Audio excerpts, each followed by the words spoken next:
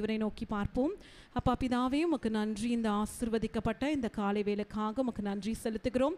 இந்த நாளிலும் கூட அப்பா உம்முடைய வார்த்தைகளை தியானிக்க வந்திருக்கிறோம். பரிசுத்த ஆவியானவரே, இப்பொழுதும் கூட ஆண்டவரே என்னை மறைத்து நீங்கள் வெளிப்படுங்க. அப்பா இதோ என்னாகமம் 36வது அதிகாரத்தில் இருக்கிற அப்பா இதோ ஆண்டவரே அப்பா உம்முடைய வேதத்துக்குரிய ரகசியங்களை எங்களுக்கு கற்றுக் கொடுங்க. எங்களோடு கூட நீங்கள் பேசுங்க அப்பா. இயேசுவின் ரத்தம் ஜெயம், இயேசு கிறிஸ்துவின் நாமத்தினால் பிதாவே, ஆமென். ஷலோம். இந்த நாளிலும் கூட நாம் தியானிக்க இருக்கும் பகுதி என்னாகமத்தின் புஸ்தகம் 36வது அதிகாரம்.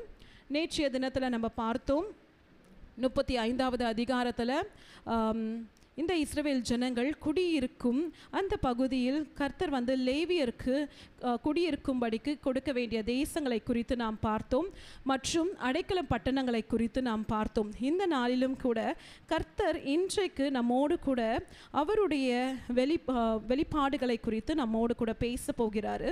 இந்த அதிகாரத்தில் பார்த்திங்கன்னா இது கடைசி அதிகாரம், என்னாகமத்தில் இது கடைசி அதிகாரம். இதில் மொத்தம் 13 வசனங்கள் உள்ளது. நம்ம என்ன நடந்துச்சுன்றதை குறித்து பார்க்கலாம்.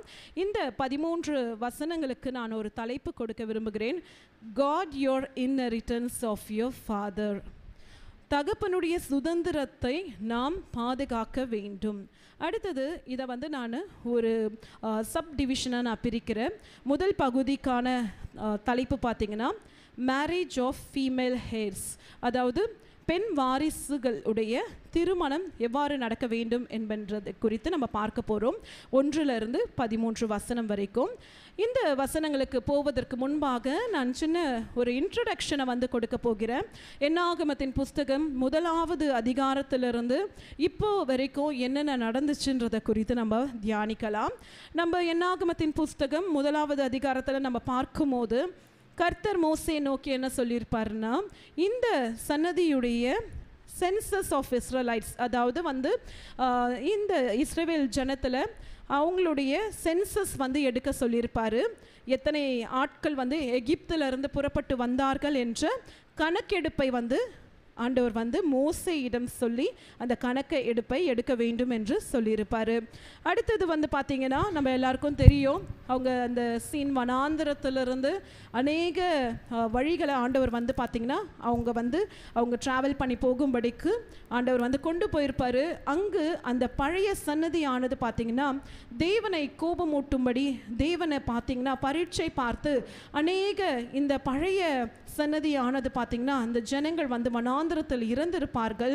ஆண்டவர் வந்து இந்த ஜனங்கள் ஆண்டவரையே வந்து கோபமூட்டினதுனால கர்த்தர் சொல்லியிருப்பார், 20 வயசுக்கு கீழே இருக்கிற உங்களுடைய பிள்ளைகள் மாத்திரம்தான் நான் வாக்குத்தத்தம் பண்ணின அந்த கானான் தேசத்தை சுதந்தரிப்பார்கள். நீங்கள் வந்து கானான் தேசத்துக்கு போக மாட்டீர்கள் என்று கர்த்தர் சொல்லியிருப்பார். அதில் 2 பெயர் தான் பார்த்தீங்கன்னா ஆண்டவருக்கு உண்மையாய் உத்தமமாய் பின்பற்றின மனிதர்கள். நமக்கு தெரியும், காலேப் மற்றும் யோசுவா. அவர்கள் மாத்திரமே அந்த ஆண்டவர் வாக்குத்தத்தம் பண்ணின புதிய கானான் தேசத்துக்குள்ளே அவங்க பிரவேசித்தாங்க. நம்ம தொடர்ந்து இந்த அதிகாரங்கள் எல்லாம் நம்ம தியானித்து கொண்டு வந்தோம். அதில் பார்த்தீங்கன்னா ஆண்டவர் வந்து பார்த்திங்கன்னா இந்த 27வது அதிகாரத்தில் ஒரு சின்ன கன்ஃபியூஷன் நடக்குது. என்னென்னா, இந்த குமாரத்திகள் கீலேயாத் வம்ச பிதாக்களான தலைவரை சேர்ந்த பார்த்திங்கன்னா செபுலத்தேயின் குமாரத்திகள், அவங்க பார்த்திங்கன்னா என்னுடைய தகப்பனாருக்கு வந்து பிள்ளைகள், ஆண் பிள்ளைகள் கிடையாது. அதாவது இப்போது எங்கள் தகப்பனுக்கு ஆண் பிள்ளைகள் இல்லை என்றபோது அந்த சுதந்திரம் வந்து எங்கள் தகப்பனுக்கு வராதபடிக்கு அது போயிடுமா, நாங்கள் வந்து 5 குமாரத்திகள் இருக்கோம் என்று மோசே இடத்திலும் அங்கே இருக்கிற தலைவர்களிடத்திலும் வந்து கேட்பார்கள். ஆண்டவர் வந்து சொல்லியிருப்பார், இல்லை, அந்த செபுலேத்தின் குமாரத்திகளுக்கு இந்த சுதந்திரம் வந்து கொடுக்க தான் வேண்டும் என்று கர்த்தர் சொல்லியிருப்பார். அப்போது ஆண்டவர் வந்து பார்த்திங்கன்னா பெண்களாகிய நம்மை வந்து ஆண்டவர் நேசிக்கிறவராய், நமக்கு நியாயம் விசாரிக்கிறவராய் அவர் இருக்கிறார். ஹல்லேலூயா. அப்போது நம்ம ஆண்டவருக்கு வந்து நம்ம இன்னும் வந்து நம்ம முழு மனதோடு முழு ஆத்மாவோடு நம்ம ஊழியம் செய்யும் போது நிச்சயம் ஆண்டவர் வந்து நம்மை கைவிட மாட்டார்.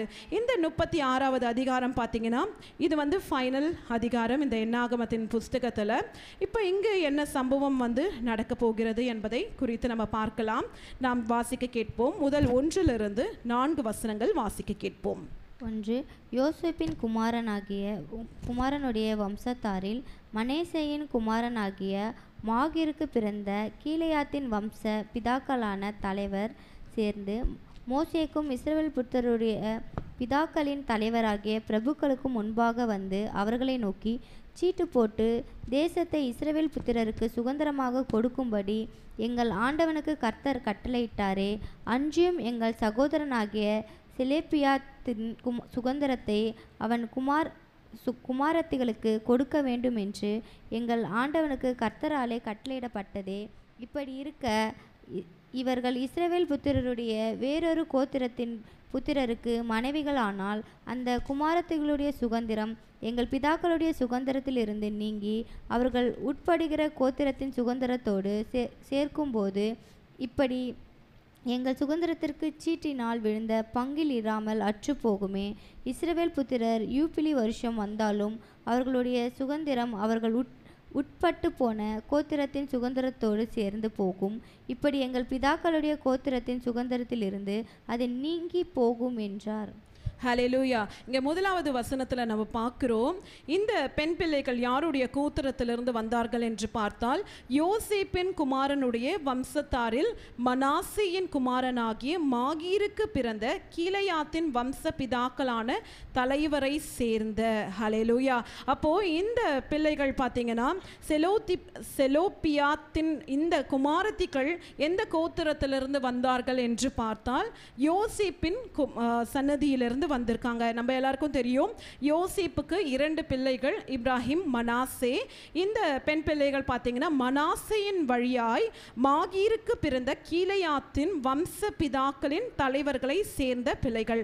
மோசேக்கும் இஸ்ரவேல் புத்திரருக்கும் பிதாக்களின் தலைவராகிய பிதாக்களுக்கு முன்பாக வந்து அவர்களை நோக்கி, இங்கே இந்த அதிகாரத்தில் பார்த்தீங்கன்னா யோசேப்பின் வம்சத்திலேயே இருந்து அந்த பிதாக்களின் கோத்திரத்தில் சேர்ந்து அவங்க வந்து மோசேக்கு முன்பாக கேட்குறாங்க, நீங்கள் ஏற்கனவே வந்து செலோப்பியாத்தின் குமாரத்திகளுக்கு நீங்கள் ப்ராமிஸ் பண்ணி கொடுத்தீங்களே, 27வது அதிகாரத்தில் நம்ம அதை குறித்து நம்ம பார்க்கலாம். நீங்கள் ஏற்கனவே அவங்களுக்கு சுதந்திரத்தை நீங்கள் கொடுப்பேன்னு சொல்லிட்டீங்க. இப்போ கிட்டத்தட்ட பார்த்தீங்கன்னா 40 வருடங்கள் இவங்க வனாந்திரத்தில் இருந்துட்டாங்க. இப்போ கானான் தேசத்துக்குள்ளே பிரவேசிக்க போகிறாங்க. அதுக்கு முன்பாகவே இருக்கிற அந்த குழப்பங்களை தீர்க்க வேண்டும் என்பதற்காக இந்த யோசேப்பின் குமாரருடைய சன்னதியில் வந்த இந்த கீலேயாத்தின் வம்ச பிதாக்கள் தலைவர்கள்லாம் கூடி வந்து இந்த பிரச்சனையை வந்து சால்வ் பண்ண போகிறாங்க. என்ன கேட்குறாங்கன்னா, அந்த குமாரத்திகள் ஒருவேளை வந்து திருமணம் பண்ணிக்கொண்டு வேற கோத்திரத்தாரை வந்து சேர்ந்தவங்களை திருமணம் பண்ணிக்கொண்டு அந்த கோத்திரத்துக்கு போயிட்டாங்கன்னா எங்கள் தகப்பனுடைய வம்சத்தில் இருக்கிற அந்த சுதந்திரம் வந்து அவங்களுடையதாயிடுமே. அப்போ எங்கள் தகப்பனுடைய குடும்பத்தை சேர்ந்த அந்த சுதந்திரம் இல்லாமல் அற்று போகுமே என்று கேட்கிறாங்க. இங்கு ஆண்டவர் வந்து ஒரு தீர்வை கொடுக்க போறாரு. அதுக்கு முன்பாக இந்த இடத்தை எப்படி வந்து அவங்க பங்கிட்டாங்கன்னா, சீட்டு போட்டு தேசத்தை இஸ்ரவேல் புத்திரருக்கு சுதந்திரமாய் கொடுக்கும்படிக்கு எங்கள் ஆண்டவனுக்கு கர்த்தர் கட்டளையிட்டாரே, அன்றியும் எங்கள் சகோதரனாகிய செலோப்பியாத்தின் சுதந்திரத்தை அவன் குமாரத்திகளுக்கும் கொடுக்க வேண்டும் என்றும் எங்கள் ஆண்டவனுக்கு கர்த்தராலே கட்டளையிடப்பட்டதே. அப்போ ஆண்டவரே என்ன சொல்றாருன்னா, சீட்டு போட்டு பங்கிட்டு கொடுக்க வேண்டும் என்று ஆண்டவர் சொல்றாரு. இது பார்த்தீங்கன்னா வேற யாரும் கிடையாது, இந்த தலைவர்கள்லாம் பார்த்தீங்கன்னா யோசேப்பின் சன்னதியில் வரவங்க தான். அப்போ இந்த ட்ரைப்குள்ளவே இருக்கிற கன்ஃபியூஷனை வந்து இப்போ ஷார்ட் அவுட் பண்ண போறாங்க. அடுத்தது 3-4வது வசனம் எப்படியாய் சொல்லப்பட்டிருக்கிறது, இப்படி இருக்க இவர்கள் இஸ்ரவேல் புத்திரருக்கு வேறொரு கோத்திரத்தின் புத்திரருக்கு மனைவிகளானால் அந்த குமாரத்திகளுடைய சுதந்திரம் எங்கள் பிதாக்களுடைய சுதந்திரத்தில்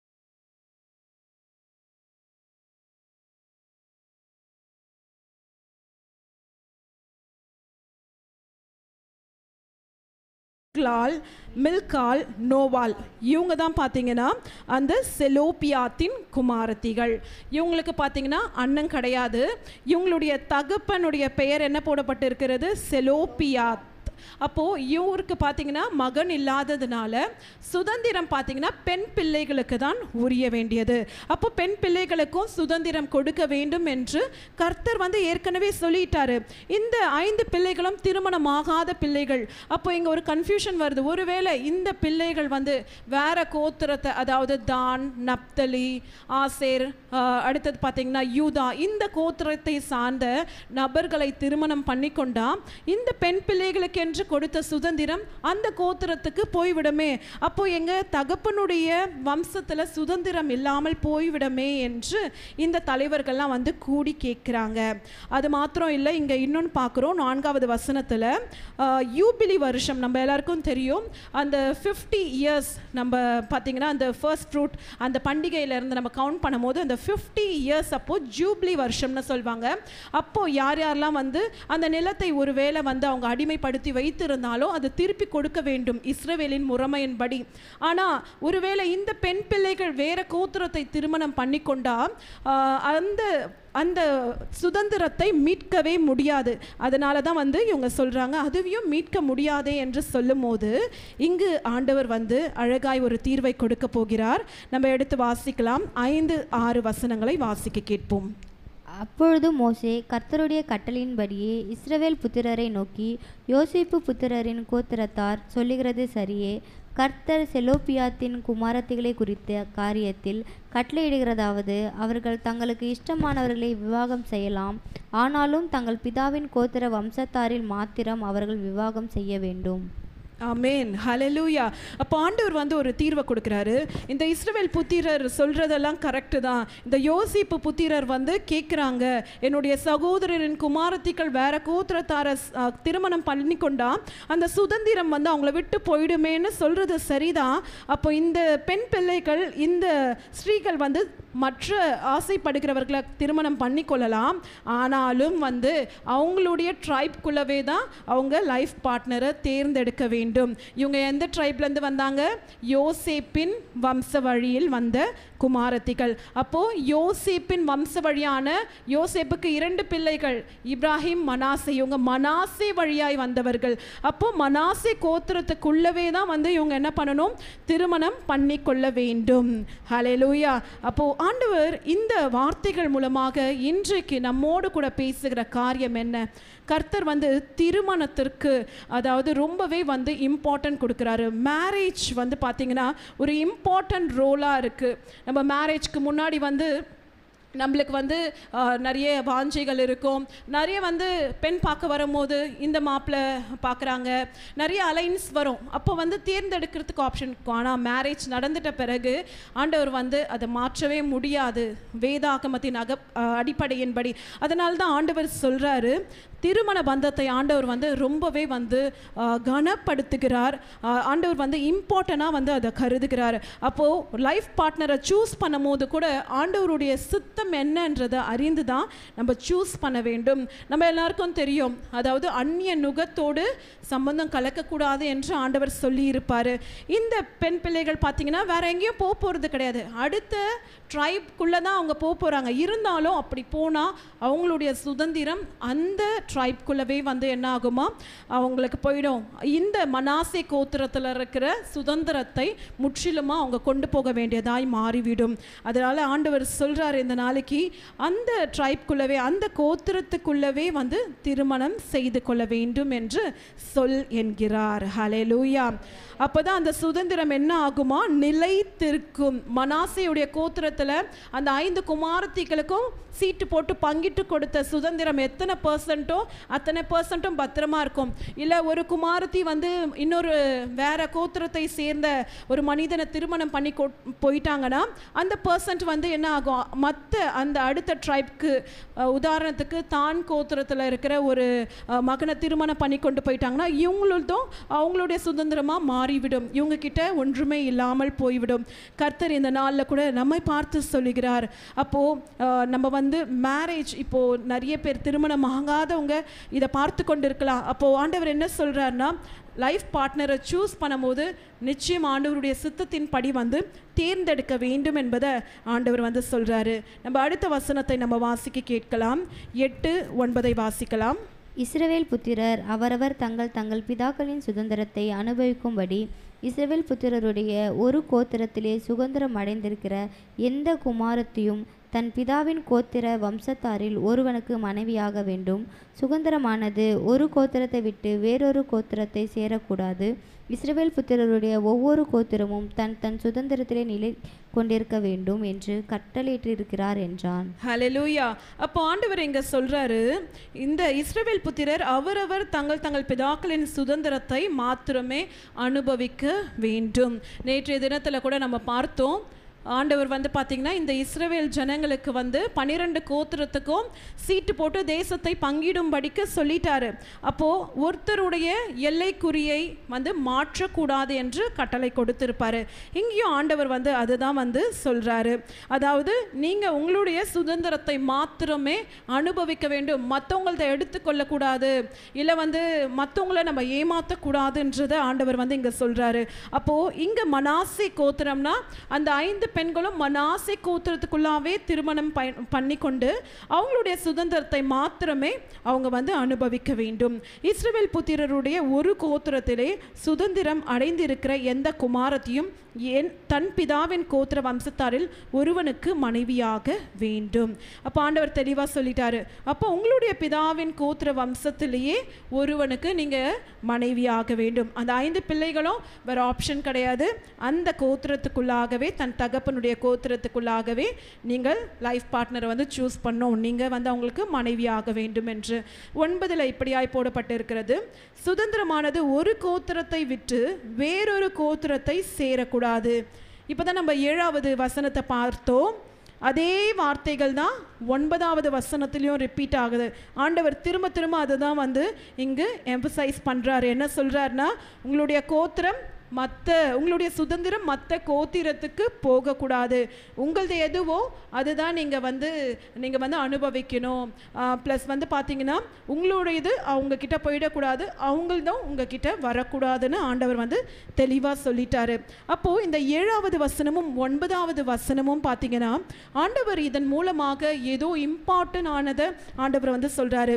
வேதாகமத்தின் அடிப்படையின்படி ஆண்டவர் வந்து பார்த்தீங்கன்னா எதெல்லாம் வந்து ரிப்பீட்டடாக வந்து ஆண்டவர் சொல்கிறாரோ, நம்ம சில அதிகாரம் படிக்கும் போது பார்த்தீங்கன்னா சில வார்த்தைகள் வந்து ரிப்பீட்டடாக வந்து கொண்டே இருக்கும்.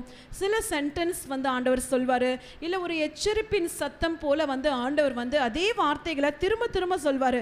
அப்போது அது போல் ரிப்பீட்டடாக வந்து ஒரு வார்த்தையோ இல்லை ஒரு வசனமோ ரிப்பீட் ஆகுதுன்னா ஆண்டவர் அந்த வார்த்தையின் மூலமாக நம்மோடு கூட பேசி கொண்டிருக்கிறார். ஹல்லேலூயா. அப்போ இந்த காலகட்டத்தோட நம்ம எப்படி ஒப்பிடலாம்? இந்த சுதந்திரம் என்றால் என்ன? நமக்கு கூட நம்மளுடைய சபைக்கு ஆண்டவர் வந்து வாக்குத்தத்தம் என்ன கொடுத்திருக்கிறார்? சங்கீதம் 2:8, என்னை கேளும் அப்பொழுது ஜாதிகளை உனக்கு சுதந்திரமாகவும் பூமியின் எல்லைகளை உனக்கு சொந்தமாக கொடுப்பேன் என்று ஆண்டவர் சொல்லியிருக்கிறார்.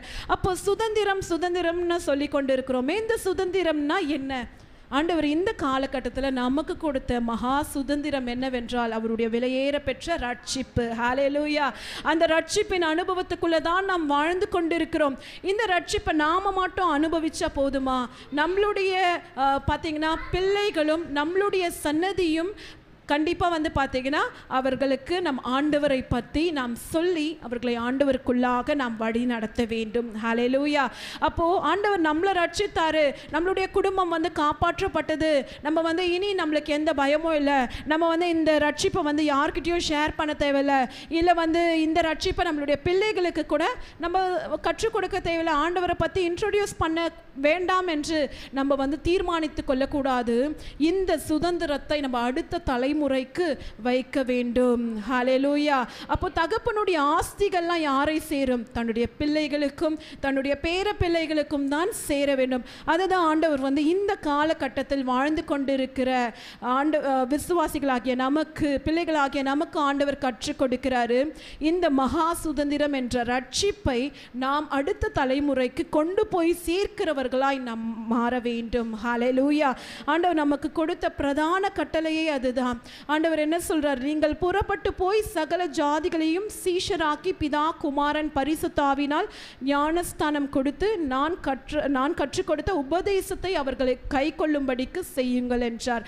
அப்போ ஆண்டவர் நமக்கு கற்றுக் கொடுத்த ரட்சிப்பின் பாதைக்குள்ள நம்மளுக்கு வந்து என்னென்னலாம் டீச் பண்ணாரோ, நம்மளுடைய அடுத்த சன்னதி, நம்மளுடைய ஃபிசிக்கல் சில்ட்ரன் மட்டும் கிடையாது, நம்ம பயாலஜிக்கல் சில்ட்ரன் மாத்திரம் கிடையாது, நம்மளுடைய ஆவிக்குரிய பிள்ளைகளுக்கும் நாம் சொல்லி நாம் வந்து அவர்களை நம்ம ரட்சிப்பின் அனுபவத்துக்குள்ளே நம்ம கொண்டு வர வேண்டும். ஹல்லேலூயா. அதுதான் ஆண்டவர் வந்து இந்த 7வது வசனம் மூலமாகவும் 9வது வசனம் மூலமாகவும் ஆண்டவர் திரும்ப திரும்ப சொல்கிறார். ஹல்லேலூயா. அடுத்தது இந்த 10வது வசனத்திலிருந்து 13வது வசனம் வரைக்கும் நாம் வாசிக்க கேட்போம். கர்த்தர் மோசேக்கு கட்டளையிட்டபடியே செலோப்பியாத்தின் குமாரத்திகள் செய்தார்கள். செலோப்பியாத்தின் குமாரத்திகளாகிய மக்லால், திர்சால், ஒக்லால், மில்கால், நோவால் என்பவர்கள் தங்கள் பிதாவின் சகோதரனுடைய புத்திரரை விவாகம் பண்ணினார்கள். அவர்கள் யோசேப்பின் குமாரனாகிய மனேசே புத்திரரின் வம்சத்தாரை விவாகம் பண்ணினபடியால் அவர்களுடைய சுதந்திரம் அவர்கள் பிதாவின் வம்சமான கோத்திரத்தோடே இருந்தது. எரிகோவின் அருகே யோர்தானுக்கு இப்புறத்தில் உள்ள மோவாப்பின் சமமான வெளிகளில் கர்த்தர் மோசேயை கொண்டு இஸ்ரவேல் புத்திரருக்கு விதித்த கட்டளைகளும் நியாயங்களும் இவைகளே. ஆமென். ஹல்லேலூயா. நேற்றைய அதிகாரத்திலே நம்ம பார்த்தோம் கர்த்தர் எங்கேருந்து பேசி கொண்டு இருக்கிறாரு. இது லாஸ்ட் சாப்டரில் எரிகோவின் அருகே யோர்தானுக்கு இப்புறத்தில் உள்ள மோவாப்பின் சமவெளிகளில் இருந்து ஆண்டவர் பேசுகிறாரு. நீங்கள் கானான் தேசத்துக்குள்ளே பிரவேசிக்க போகிறீங்க, நீங்கள் சுதந்திரத்தை அடைய போகிறீங்க. 12 கோத்திரத்தாரும் அவங்கவுங்க தகப்பனுடைய சுதந்திரத்தை நீங்கள் சீட்டு போட்டு நீங்கள் பெற்றுக்கொள்ள போகிறீங்க. அப்போ இது போல் வந்து உங்களுக்கு கன்ஃபியூஷன் பிறகே வரக்கூடாது, வாக்குத்தத்தம் பண்ண தேசத்தில் வரக்கூடாது. முன்னாடியே வந்து இப்படிப்பட்ட வந்து இஷ்யூவெல்லாம் சால்வ் பண்ணணும்னு ஆண்டவர் வந்து ஒரு தெளிவான திட்டத்தை நமக்கு தருகிறார். ஹல்லேலூயா.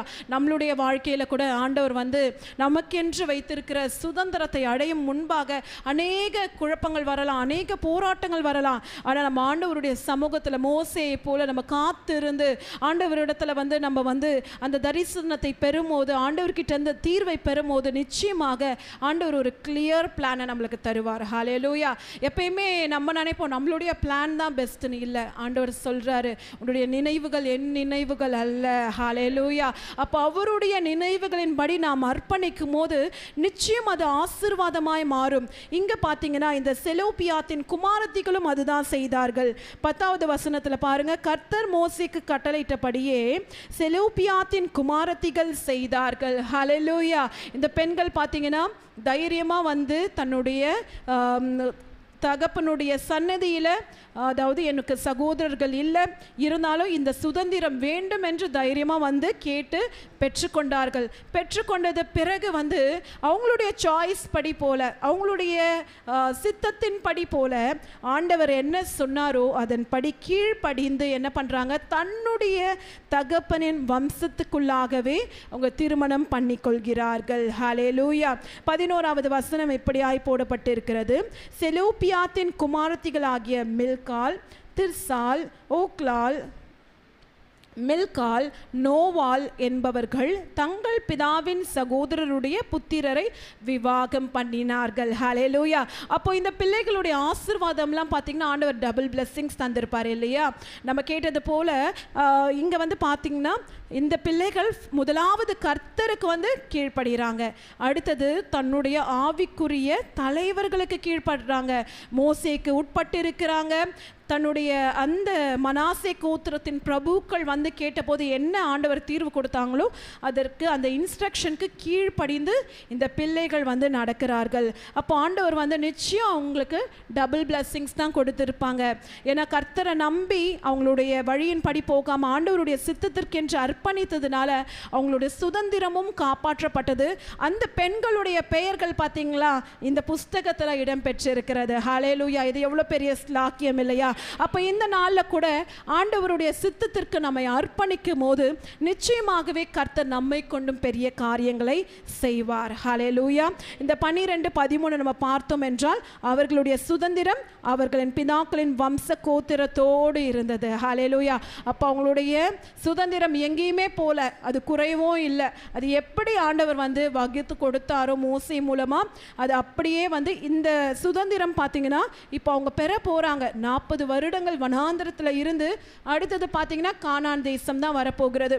இந்த சுதந்திரத்தை பார்த்தீங்கன்னா யோசுவா தலைமையில் இந்த பெண்களுக்கு வந்து பங்கிட்டு கொடுப்பாங்க. வருகிற நாட்களை நம்ம தியானிக்கும் போது அதை நம்ம பார்க்கலாம். அப்போது இப்போவே ஆண்டவர் கிளியர் பிளானை கொடுத்து அதுக்கு முன்பாகவே இந்த பெண்களுக்கு பார்த்தீங்கன்னா திருமணமாகி ஆண்டவர் வந்து பெரிய ஆசீர்வாதத்தை கொடுக்கிறாரு. ஹல்லேலூயா. அப்போ இந்த வசனங்கள் மூலமாய் நாம் கற்றுக்கொண்ட காரியம் என்ன? ஆண்டவர் நமக்கும் அநேக சுதந்திரங்களை கொடுத்திருக்கிறாரு, அநேக ஆசீர்வாதங்களை நம்மளுடைய வாழ்க்கையில் கொடுத்திருக்கிறாரு. இந்த ஆசீர்வாதம், இந்த சுதந்திரத்தின் பார்த்தீங்கன்னா இதை நான் மாத்திரம் வந்து பார்த்தீங்கன்னா அனுபவிக்காம, நான் சொன்னது போல இந்த சுதந்திரம் என்கின்ற, இந்த மகா சுதந்திரம் என்கின்ற பார்த்தீங்கன்னா ரட்சிப்பின் அனுபவத்தை நம்முடைய பிள்ளைகளுக்கும் நாம் கற்றுக்கொள்ள வேண்டும். நம்ம எப்படி ஆண்டவரை தேடி ஓடி வாஞ்சியோடு நம்ம வரோமோ அதே போல நம்மளுடைய பிள்ளைகளையும் வந்து ஆண்டவருக்குள்ள கொண்டு வர வேண்டும். நம்ம ஆண்டவருக்குள்ள அவங்கள வழி நடத்திட்டோம் என்றால் போதும். இப்போதுலேருந்து நம்ம ட்ரெயின் பண்ணும் போது தான் நம்மளுடைய ஆவிக்குரிய பெற்றோர்கள் சொல்லுவாங்க, ஒரு பிள்ளை வந்து கீழ்ப்படுகிற வயது என்னவென்றால் 12 வயதுக்குள்ள வந்து நம்ம ஃப்ளெக்சிபிளாக வளைச்சிடலாம். 5 வளையாதது 50 நிச்சயமாக வளையாது. அப்போ நம்ம இப்போத்துலேருந்தே அந்த பிள்ளைகளுக்கு ஆண்டவரை பற்றி நம்ம போதிக்கும் போது நிச்சயம் வந்து அதோடைய பலனை நம்ம வரும் நாட்களில் நம்ம காண முடியும். அப்போ இப்போவே அவங்கள ட்ரெயின் பண்ணி ஆண்டவருக்குள்ள அந்த ரட்சிப்பின் அனுபவத்துக்குள்ளே கொண்டு வந்துட்டோம் என்றால் அடுத்த சன்னதி காப்பாற்றப்படும். ஏன்னா இப்போவே வந்து நம்ம வாழ்கிற காலத்திலேயே பார்க்குறோம், எங்கே பார்த்தாலும் பிள்ளைகளுக்கு விரோதமாக அநேக சேலஞ்ச், மொபைல் ஃபோனே ஒரே சேலஞ்சாக இருக்குது. எத்தனையோ பிரச்சனைகளை பிள்ளைகள் வந்து அவங்க சந்திக்க வேண்டியது இருக்கு. அப்போ நாளைய தலைமுறை எல்லாம் நம்ம நினைச்சு கூட பார்க்க முடியாது. அவங்களை இன்றைக்கு ஆண்டவருக்குள்ள நம்ம வழி நடத்திட்டோம் என்றால் கர்த்தர் நிச்சயமாக அவர்களை கொண்டு பெரிய காரியங்களை செய்வார். அப்போ இந்த நாளை நம்ம முடிவை எடுப்போம். கர்த்தர் கொடுத்த சுதந்திரமாக்கிய ரட்சிப்பின் அனுபவத்துக்குள்ளாய் நாம் அடுத்த தலைமுறைகளை நாம் கொண்டு வந்து நிலைநிறுத்துவோம். நம்முடைய சுதந்திரத்தை கர்த்தர் நிலைக்க செய்வாராக. நாம் எழுந்து நின்று தேவனை ஆராதிப்போம். வாருங்கள். நாமும் நம்முடைய வீட்டாரும் என்றால் கர்த்தரையே சேவிக்கணும். சில தேவன் குமாரத்திலே தேவன் அவருடைய சுதந்திரத்திலே தேவன் கட்டளையிட்டார். ஏனென்றால் அந்நிய ஜாதிகளோடு நீ கலக்கக்கூடாது, என் மகனே நீ அந்நிய ஜாதி கலந்திருக்கக்கூடாது, தேவனோடு பிள்ளைகள் தேவனோடு இருந்திருக்க என்று தேவனை போட்டான். இன்னைக்கு நாமும் நம்முடைய சந்ததியும் இன்னைக்கு நம்ம ஒரு முடிவு செய்யலாமா? கர்த்தாவே, நாங்கள் சந்ததியும் தகப்பனே உண்மையே நாங்கள் தொழுது கொள்ளோம்ப்பா. நானும் என்னுடைய பிள்ளைகளும் உங்களையே தொழுது கொள்ள வேண்டும் தகப்பனே. நானும் என் சந்ததியும் தகப்பனே உண்மை தொழுது கொள்ள வேண்டும்ப்பா. அப்படியாப்பட்ட கிருபை செய்யுங்கப்பா. உங்களையே நாங்கள் உங்களை விட்டு ஆண்டவரே எங்கள் சந்ததிகள் தகப்பனே விலகி போகக்கூடாதப்பா. நீர் எங்களுக்கு கொடுத்த சுதந்திரத்தை நாங்கள் உபயோகித்துக் கொள்ள பண்ண வேண்டும் சொல்லிட்டு ஆண்டு சமூகத்தை அந்த பாடலை பாடி ஆண்டவரே நாங்கள் உண்மையே நேசிப்போம், உண்மையே துதிப்போம் என்று பாடுவாங்க.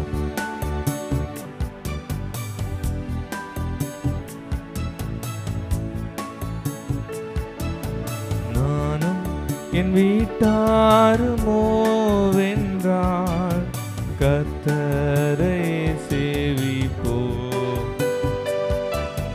நீயும் சேவிப்பாயா,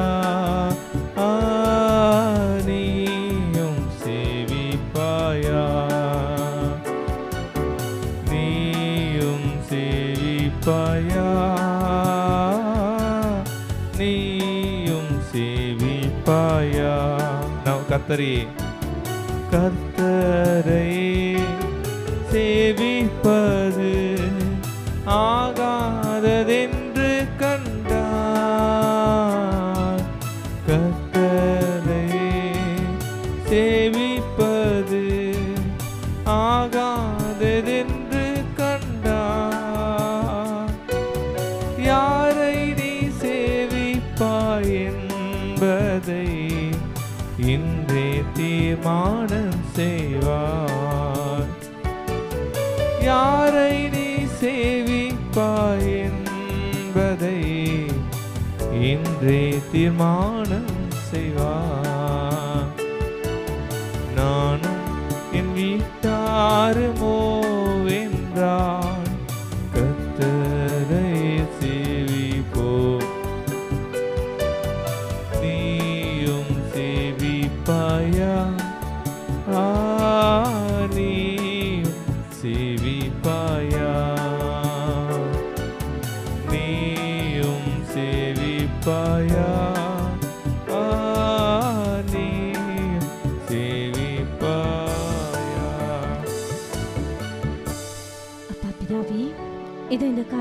கொடு தகப்பனே. அப்பா, இந்த நாளில் பேசின வார்த்தைகளுக்காக உமக்கு நாங்கள் நன்றி செலுத்துகிறோம் தகப்பனே. இப்பொழுது கூட அடியலை மறைத்து நீர் வெளிப்படுங்க. உங்கள் கரத்தில் எங்களை தாழ்த்துக்கிறோமே மாத்திரம் உயர்த்துக்கிறோம். இயேசுவின் ரத்தம் ஜெயம், இயேசுவின் நாமத்தில் பிதாவே, ஆமென். என்னாகவும் 36ஆம் அதிகாரம் 7ஆம் வசனம் 9ஆம் வசனம். இப்படியே இஸ்ரவேல் புத்திரரின் சுதந்திரம் ஒரு கோத்திரத்தை விட்டு வேறு கோத்திரத்திற்கு போகாது இருக்கும். இஸ்ரவேல் புத்திரர் அவரவர் தங்கள் தங்கள் பிதாக்களுடைய கோத்திரத்தின் சுதந்திரத்திலே நிலை கொண்டு இருக்க வேண்டும். சுதந்திரமானது ஒரு கோத்திரத்தை விட்டு வேறொரு கோத்திரத்தை சேரக்கூடாது.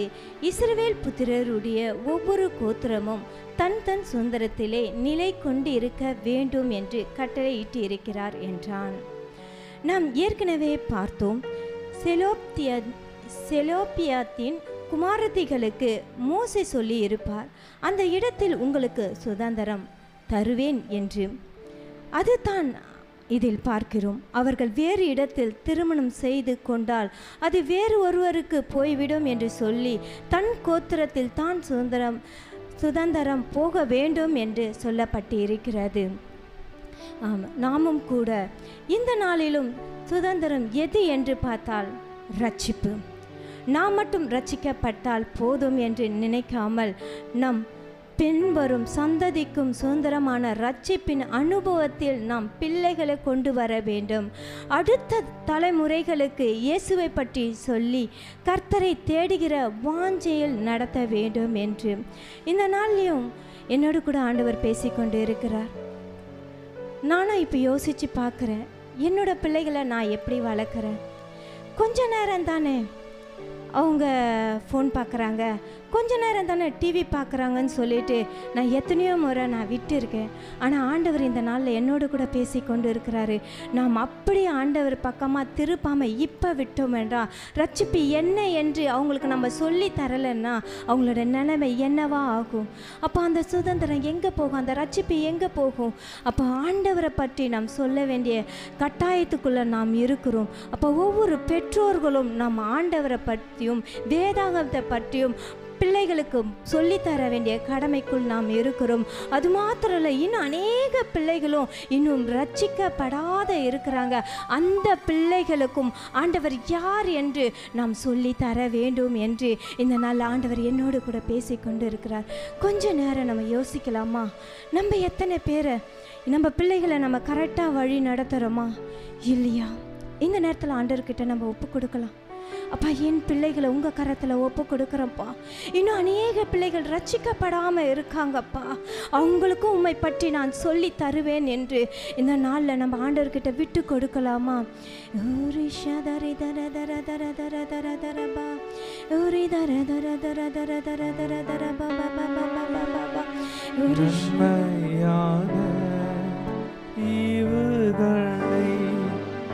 தேவாதி தேவன்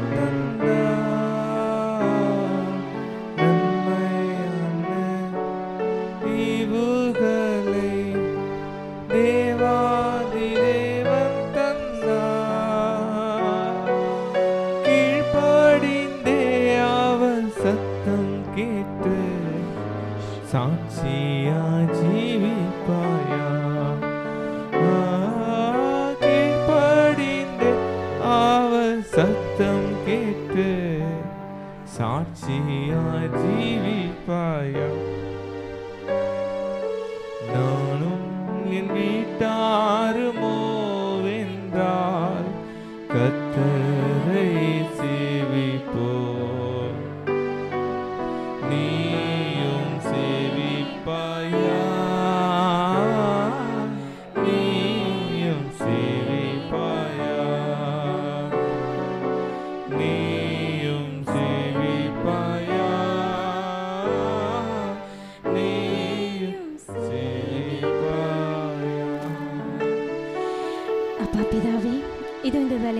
தகப்பனே. அப்பா நாங்கள் ஜெபிக்கிறோம், நாங்கள் ஆலயத்துக்கு வரோம் சொல்லிட்டு அப்பா எங்களை மட்டுமே நான் பார்த்தேன்ப்பா. இதோ இந்த வேலையில் தகப்பனே என்னோட பிள்ளைகள் மேலே நான் கவனத்தை வைப்பேன் தகப்பனே. என் பிள்ளைகளும் வேதத்தை வாசிக்க வைக்க அப்பா எங்களுக்கு நீர் உதவி செய்யுங்கப்பா. அப்பா ஜெபிக்க அப்பா என் பிள்ளைகளுக்கு நாங்கள் கற்றுக் கொடுக்க எங்களுக்கு நீங்கள் உதவி செய்யுங்கப்பா. எங்கள் பிள்ளைகளுக்கு இயேசுவை பற்றி மற்றவங்களுக்கு சொல்லி தர அப்பா நாங்கள் இனி பிள்ளைகளுக்கு நாங்கள் சொல்லி தருவோம் தகப்பனே.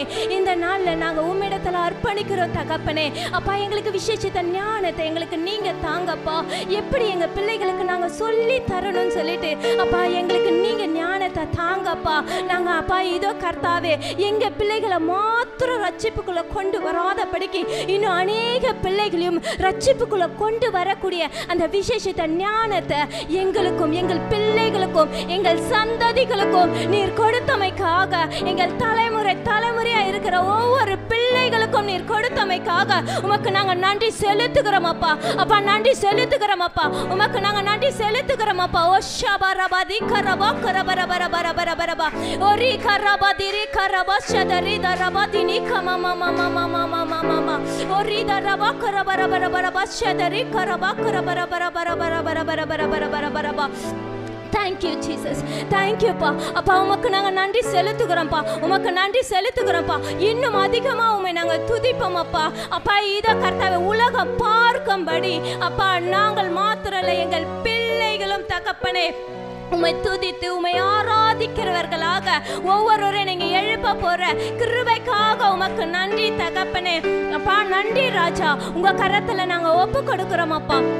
நீரே பொறுப்பேற்று பாதுகாத்து வழி நடத்துங்க. இயேசுவின் ரத்தம் ஜெயம். இயேசுவின் நாமத்தில் பிதாவே, ஆமென்.